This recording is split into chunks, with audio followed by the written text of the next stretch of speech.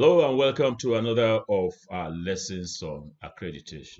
Today is Friday, the 10th of September 2021. And being a Friday, in Nigeria, we dress to reflect the rich cultural heritage of our great country. Today, we begin the series of practical sessions on the use of instruments for on-site visits. So, are you ready?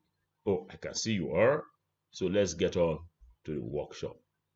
Workshop, yes, of course, practicals. So workshop all the way.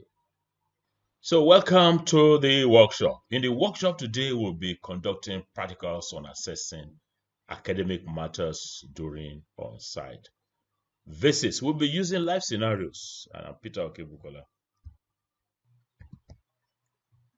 This training is about making you a certified accreditor. So we're going to get to the heart of the matter. The certification component of the training is given by the Global University Network for Innovation, headquartered in Barcelona, in Spain, and the African Quality Assurance Network, with headquarters in Accra, Ghana. You may wish to know that you want to be a certified accreditor. It's not through theory of accreditation and all these case studies that we have been working on. They're fine. It's like reading a book on driving will not make you a professional driver. How to drive made easy. Read this book from cover to cover 1 million times doesn't make you a good driver. So to be a certified accreditor demands our hands-on training and practice on accreditation scenarios. To become a man is not a day's job. Well, what about to become a woman? To be a woman is 200 days job. The last lesson on the concept of inter-rater reliability, we defined through score with computer inter-rater reliability using all of this, and this was the key message. I'd like to congratulate you all on your contributions to discussion forum number 2, which is undergoing grading by 62 experts. My forecast is that about 70% of you will score 2020, but my worry is that a number of you miss the issue of uniqueness. The forum topic is Philippines, Botswana, Malawi, and this. Let's discuss one unique lesson from each of the case studies, meaning unique to that is different from Nigeria. What we can learn as something that is unique. Many people just listed all the presentations in the place without coming up with the uniqueness. But we'll see how the independent graders turn in the scores. A few people are trying to beat the system. For instance, I did say that we are not going to get the PPT files until after the discussion forum, but some people went behind us to write to the presenters to send them their presentations, and they did. So I then wrote to the presenters, can you send me your the PPT file? So I said, but they have sent it now. That many people wrote to them and they have sent the thing. Like one of the, thank you, Professor Peter, I believe I mistakenly considered them as organizing team members because they claim to be organizing team members. As both presenters, that's UAE and Botswana, received email from them just after the session. I will reply to the email with their presentations. Best regards. No problem. Another person who wanted to build a system, we say unique feature, and the person wrote to the Botswana presenter a unique feature regarding accreditation in Botswana. Dear ma, I was one of the participants at your online lecture on accreditation last week. Kindly give me information on the unique and vital aspect of the process of accreditation in Botswana, wanting to go behind the back door. So the expert replied, dear Prof, thank you for your email. This is a difficult question for me to answer. Unfortunately, uniqueness is relative. So talking about writing a letter, an old farmer wrote a letter to his son who is in prison. Son, this year, I will not plant cassava and yam because I can't dig the field. I know if you were here, you would have helped me. The son replied his father, Dad, don't even think of digging the field because that's where I buried the money I stole that brought me to prison. The police and prison authorities, on reading this letter, went early in the morning and dug the whole field in search of the money, but nothing was found. The next day, the son wrote his father again, Dad, you can now plant your cassava and yam. This is the best I can do from here. Dad replied, my son, you are too powerful indeed. Even in prison, you still command policemen to work for me. I was so surprised to see the Inspector General of Police and his team holding hoes and shovels, digging my farm.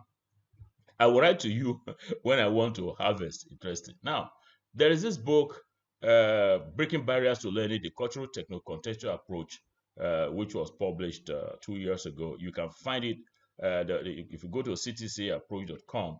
I actually invented this approach. We have an app, a mobile app for it, and you can get a book to buy on Amazon. It has quite some interesting things, including humor. We use humor to break barriers to learning. Now, talking about the real book for this practical, that's this one, the program evaluation form. We have all these standards to measure. So this will be the basis of the practicals, the workshops, the next series of lessons. So the objectives of this particular lesson is to get you to really get the true, go for the jugular of the true score. Improve your marksmanship in scoring the items on the questionnaire.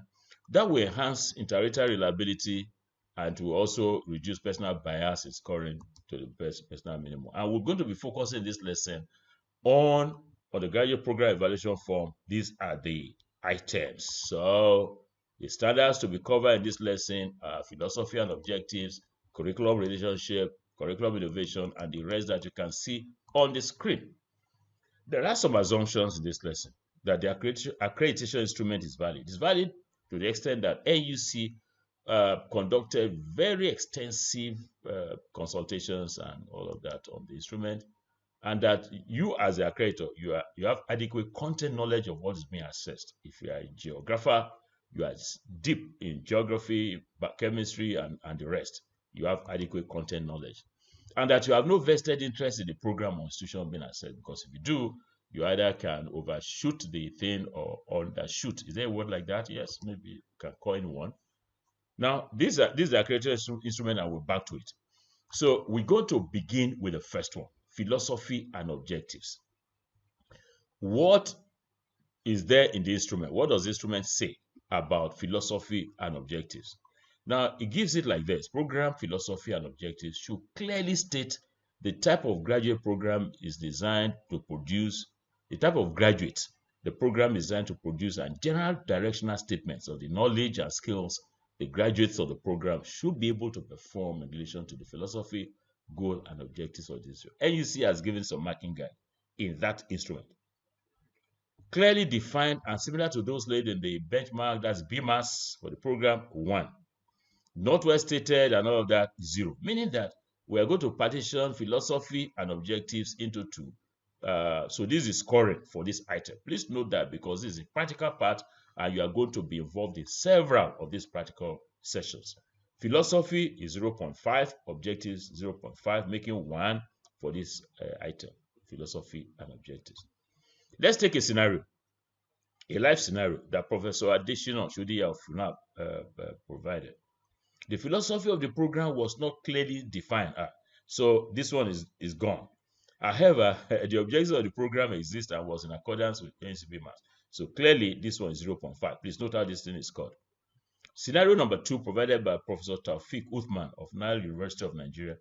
The philosophy and objectives of the program are well defined as laid in the BMAS. So that's clearly getting the 2. However, the language must be modified to reflect training of students. That's another matter entirely. The university will take care of that.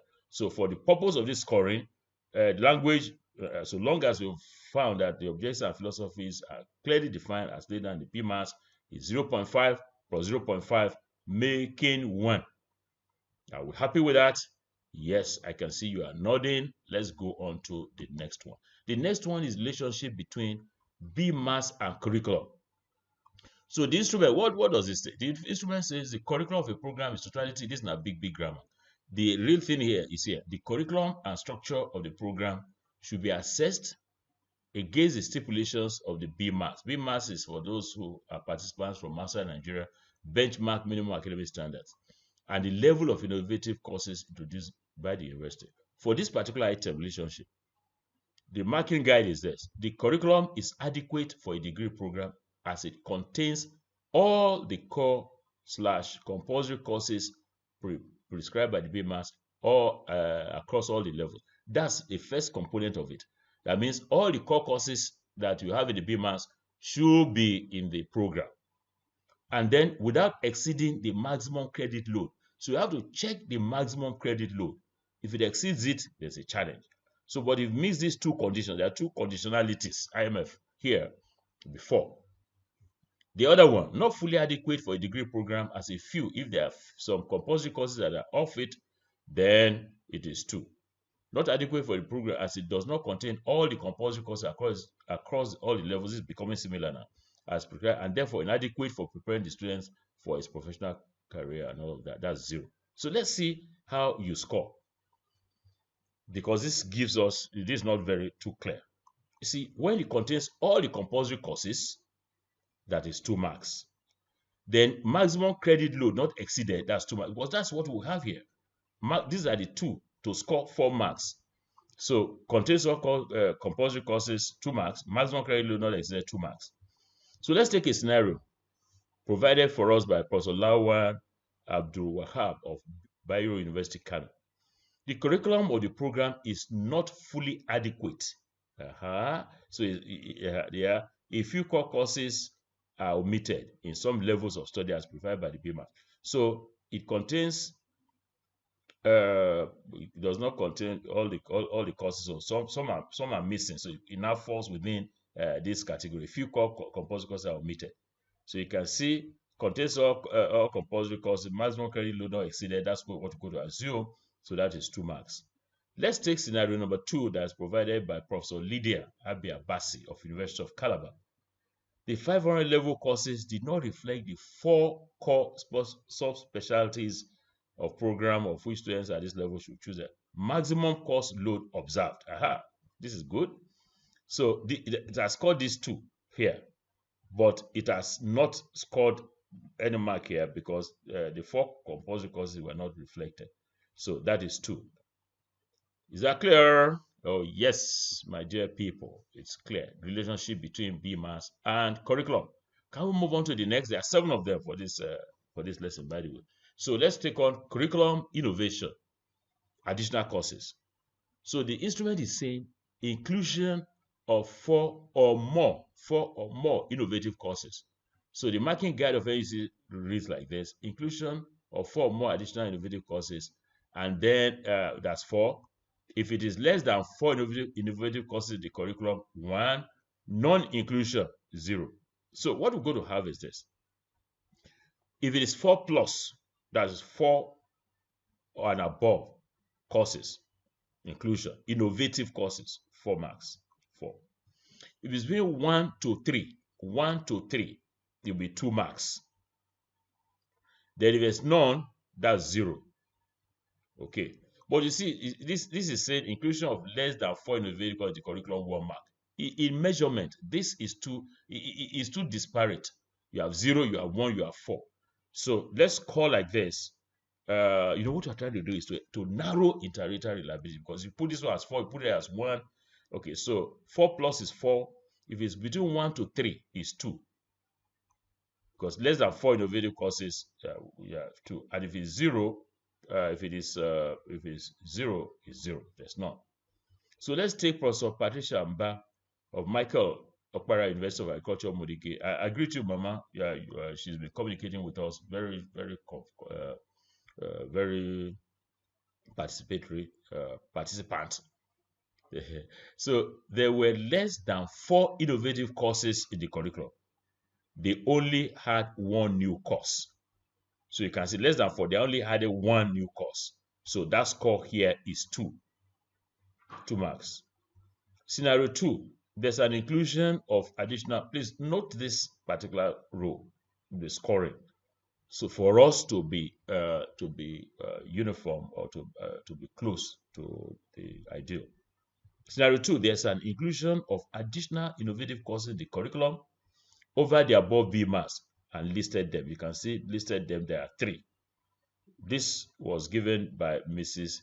Yakanombo Mustafa of National Universities Commission. So you can see this one is 2. So just follow this and you will not miss road. Just follow this one. So that's curriculum innovation. Hey, I think it's time we went on some break, and after the break we'll continue with the rest of the standards.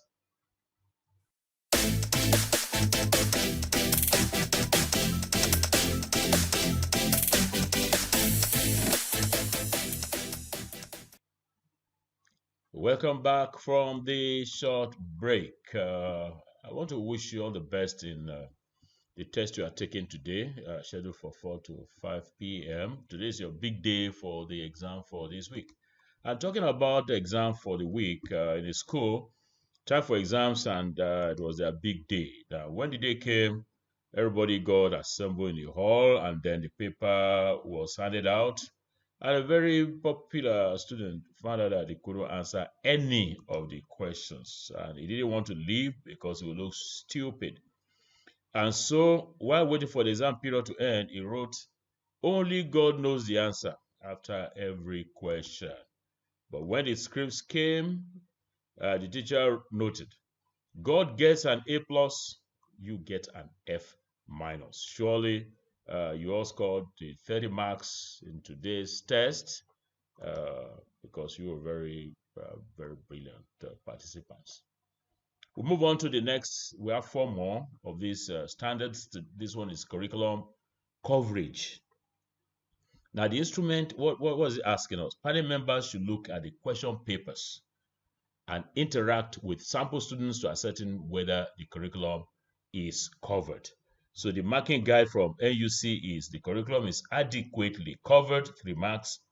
The curriculum is substantially covered, 2 marks. I have some difficulty with delineating between substantial and adequate. The curriculum is not adequately covered. So that's why I provided a scoring scheme which will clear this ambiguity in the qualitative description. You see, in measurement, you got to be precise. You got to give some quantification. That's why I've given this. So if the curriculum covers more than 80%, the curriculum is 80% covered by the program, by the teachers and students, then it will earn the 3 full marks. How do you know whether it's covered to 30%? Looking at the question papers, looking at interaction with the students, and looking at the list of topics. I assume you have like 10 topics. So if 8 of them have been covered for the semester for that course, so that's 3 marks. Curriculum is 70 to 90%, 79% covered, 2 marks.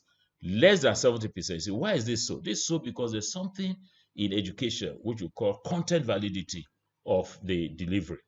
Content validity has to do with the volume or the number of topics in the program that has been covered or that has been tested in the test, that has been examined in the test paper.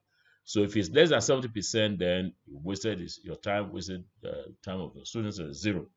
So let's look at scenario 1 that Professor Olayinka Karim of University of Ilorin provided.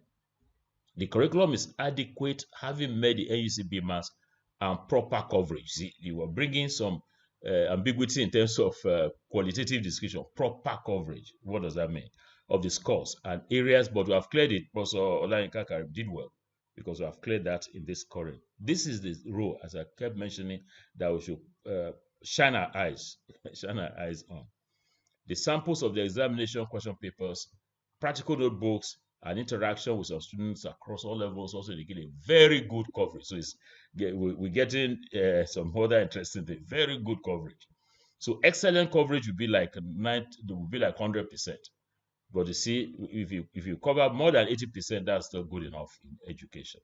Very good coverage of the curriculum. The curriculum is therefore adequate to give the students total. So you can see on all the measures here, this is clear 3 marks. Thank you, Professor Olayinka Karim. Let's take on scenario number 2, given to us by Professor Sabinos Eze of University of Nigeria, Nsukka. 2 core courses were not seen in the curriculum. Course goals withheld by me in order to fine, as stated in the BMAS. This made the coverage fairly adequate. So for the degree program, thereby not adequately preparing the students. So quite interesting things are developing here. But if you look at this, 2 courses out of maybe like about 30 or 40. So that falls within this range, between 70 to 79% covered for the program. So that's how this score has now come to 2. And besides, it's talking about fairly adequate, and that's not here. So it's actually there. So the guiding principle in the scoring is this, as we stated. Let's go to the next one. Admission to the program. I like this one, and it's the very straightforward. It is an all or none law thing. All or none. It's either all the students are admitted properly or they are not. If they are not, if only one uh, falls short of the admission standards, then get a 0, because the maximum mark here is 2. So this way is saying that all students admitted to the program are expected to meet the NUC BMAS requirements. You should list the names of students currently enrolled in the program who did not meet the admission requirements of all of this. So the marking guide is all students enrolled in the program to be accredited meet the admission requirements 2 marks. Some of the students enrolled in the program did not meet the admission requirements 0. As I said, it's all or none. So the scoring is all is 2, only one unqualified is 0. So let's take scenario number 1, provided by Dr. Chiwego Tukura of NUC. Some students did not have the requirements. Even with this one, now 0 clear. Some for admission, yet they were admitted. It's a 0. Let's take the other one by Oyewuchi Anyanwu. Most students met with most, then it's also clearly 0. So this is the easiest to score.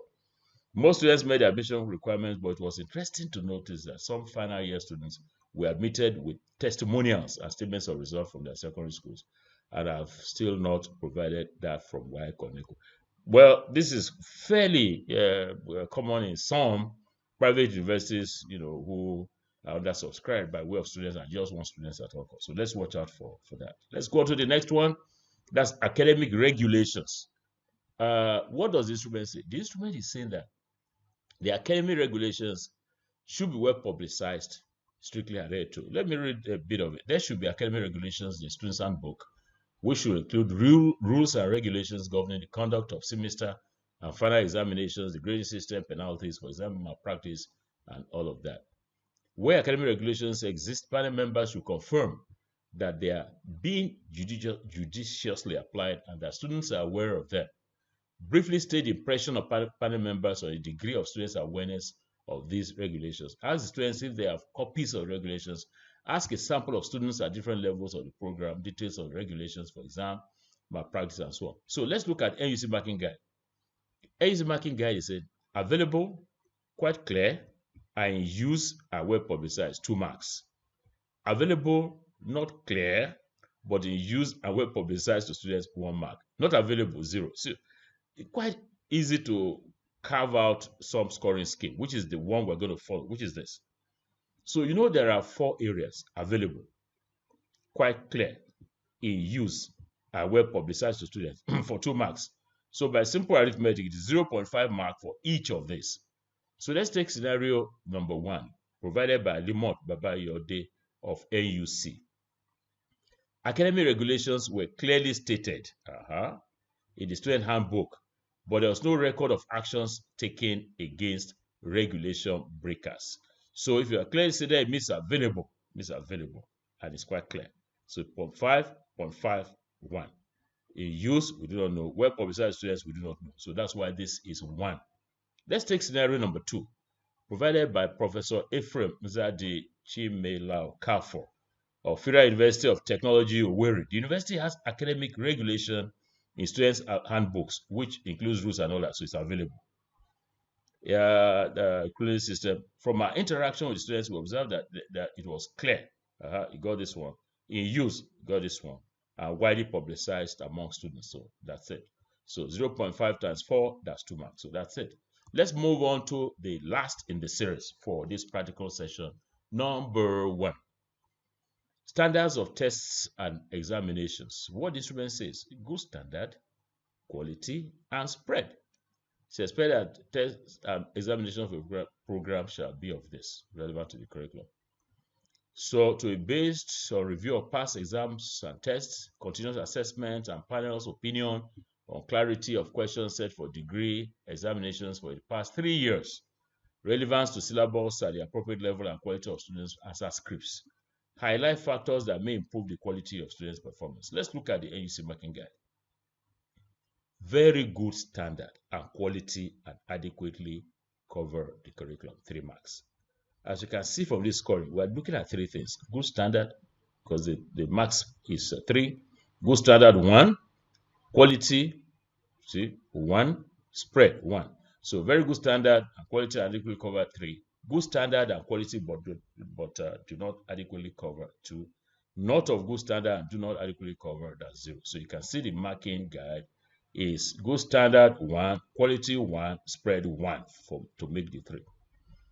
Scenario number 1 is provided by Professor Miriam Solomon, University of Jos. Examination and continuous assessment processes exist. Exam questions cover sufficient areas of the syllabus. Looking at spread here. There's no evidence of moderation of exams questions by an external examiner standard quality being compromised there. Questions should be more implied.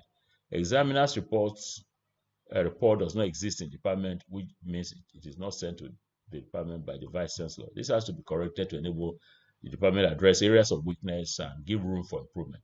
So good standard, nothing. Quality, nothing. Spread, yes.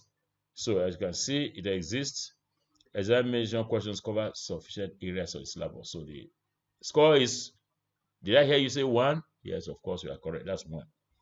Let's take Professor Mustafa Bello of Federal University of Technology, Akure, who has provided scenario number 2.